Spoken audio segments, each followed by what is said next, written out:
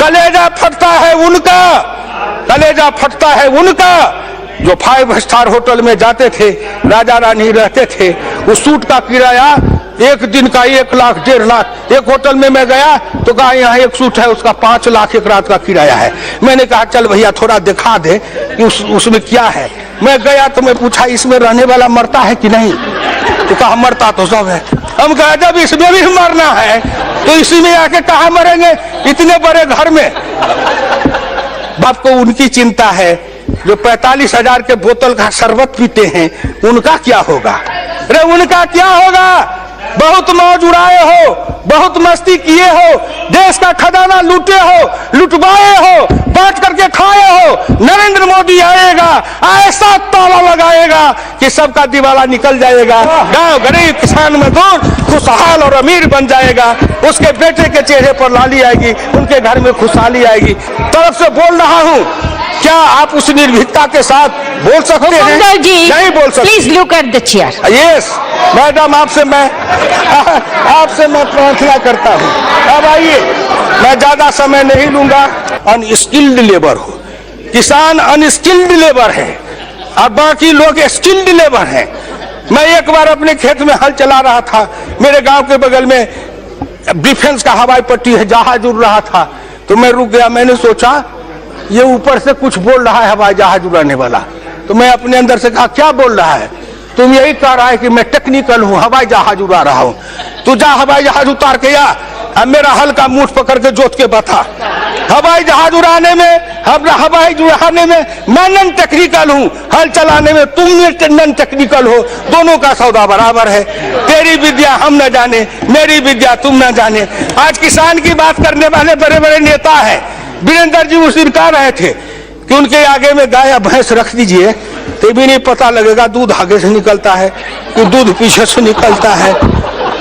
काली भैंस काली गाय में फर्क न करे। अच्छा जावे जो किसानी की बात करते हैं, हम वो नेता नहीं है जो नाटक करते हैं। सिनेमा में एक हीरो आता है, हल चलाता है, कंधे पर जुआ रखता है, एक तरफ बैल को जोतता है और फटे कपड़े फाड़ के, जिस अच्छे कपड़े को फाड़ के लैला मजनू का खेल करता है।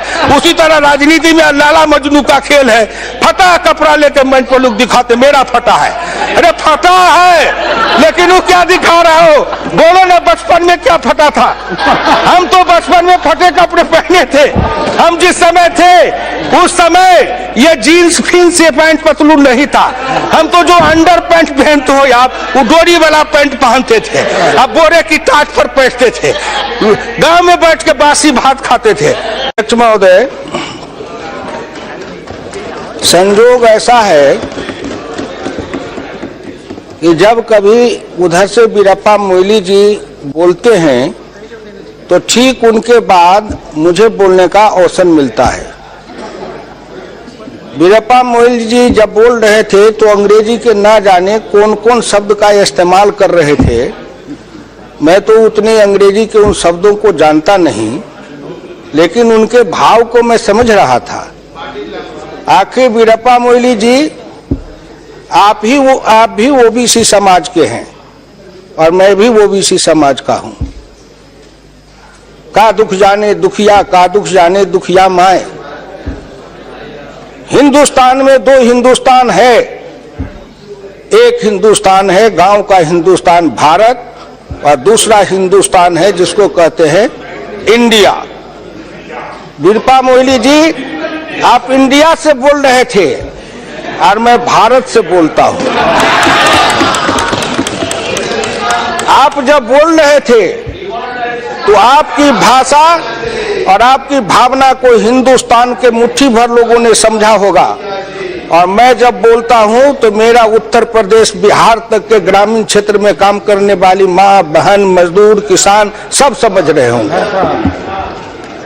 और इस लोकसभा के चैनल से जब बातें प्रसारित होती है तो उन सब तक जाती है। अध्यक्ष महोदय, मैं बोलने से पहले एक बार प्रार्थना करूंगा, या देवी सर्वभूतेषु मातृरूपेण संस्थिता नमस्तस्यै नमस्तस्यै नमस्तस्यै नमो।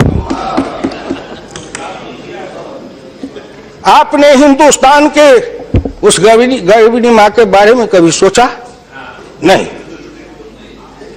नहीं, मैं उदाहरण देता हूं। मैं जिस समय अपने मां के पेट में था, उस समय मेरी मां को अगर दूध, दही, मक्खन, घी, मछली, मांस, अंडा, फ्रूट, क्या कहते हैं, ड्राई फ्रूट, फल, सब्जी भरपेट खाने को मिला होता तो शायद आज भी मेरा रंग रूप कुछ दूसरा हो गया होता। लेकिन चूंकि मैं उस मां के पेट से जन्म लेके आया हूं, जिसको भरपेट, जब मैं मां के पेट में था तो भरपेट भोजन नहीं मिला, आधे पेट खा के सोती थी, और कभी कभी मां के पेट में भी मुझे भूखा रहना पड़ता था। आपने सोचा, आपके दिल में कभी दर्द हुआ? नहीं नहीं।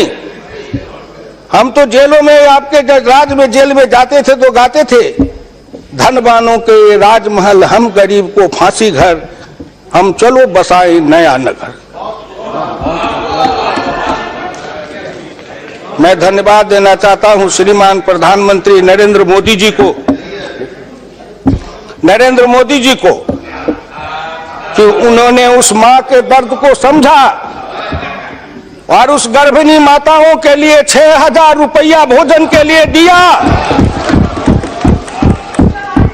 सुनो मेरी बात को, हिंदी भाषी इलाके के लोगों, अगर पिछड़े हो, दलित हो, गरीब हो, मजदूर हो, किसान हो, गांव की झोपड़ियों में रहने वाले हो, सुनो, अपनी अपनी माताओं तक इस संदेश को पहुंचाओ। 6,000 रुपया प्रत्येक गर्भिणी माताओं को भोजन के लिए मिला। डॉक्टर लोहिया इसी लोकसभा में खड़े होकर कहा था, अरे जिस समय मैं 1960 में ग्राम पंचायत का प्रधान बना, उस समय कितने लोगों का जन्म नहीं हुआ था। सावन में जन्मा गीदड़, भादो आया बाढ़, तो कहा ऐसा बाढ़ जीवन में कभी नहीं देखा।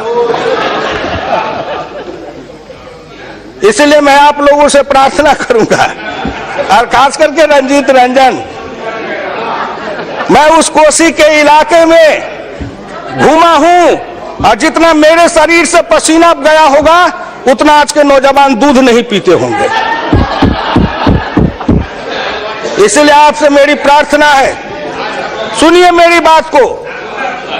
डॉक्टर लोहिया इसी लोकसभा में श्रीमती इंदिरा नेहरू गांधी को कहा था कि हिंदुस्तान में वो माँ जो गरीबनी माँ है, गर्भ में बच्चे हैं, उनको भरपेट भोजन नहीं, दाल नहीं, प्रोटीन नहीं, विटामिन नहीं, उनको पोषक तत्व नहीं मिलता, इसलिए उनके गर्भ से विकलांग बच्चे, कमजोर बच्चे हिंदुस्तान में पैदा लेते हैं। और जिस देश में मां के पेट से गरीब, मजबूर, विकलांग बच्चे पैदा लेंगे, वह देश कभी बलवान नहीं हो सकता है। इसलिए उसके तरफ अगर किसी का ध्यान गया, डॉक्टर लोहिया की उस वाणी को किसी ने सुना तो नरेंद्र मोदी ने सुना। इसलिए डॉक्टर लोहिया के शिष्य होने के नाते, इसलिए